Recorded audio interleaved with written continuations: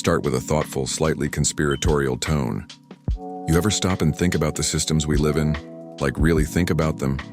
We talk a lot about freedom, about choice, about the free market, but how much of it is actually free?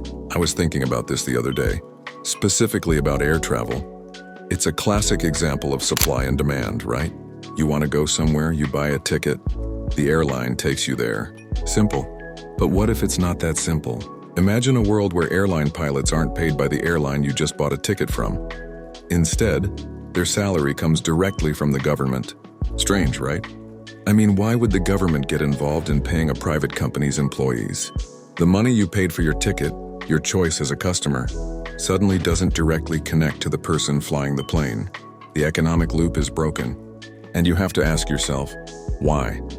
Why would pilots get paid by the government and not by the purchase of customers traveling? This is where it gets interesting.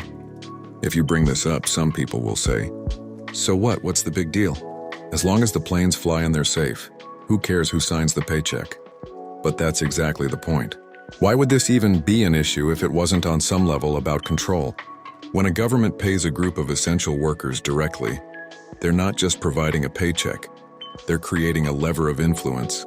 Their loyalty is no longer just to the company or the customers, it's to the entity that guarantees their livelihood. Think about it.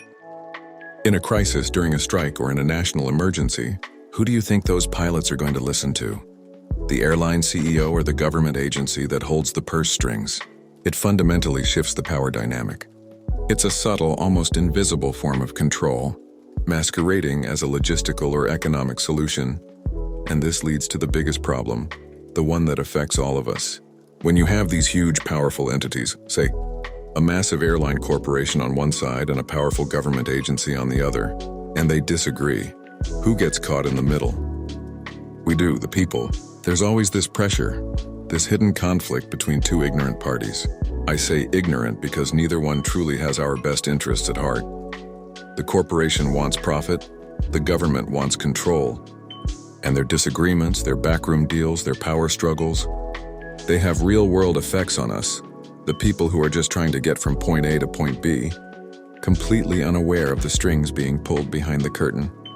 We see a flight canceled and think it's about weather or technical difficulties.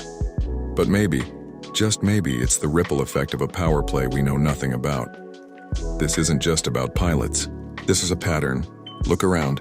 How many aspects of our lives are managed by systems where the lines of control are intentionally blurred? It makes you realize that true freedom isn't just about having choices. It's about understanding who's really in control of those choices. And a lot of the time, it's not us.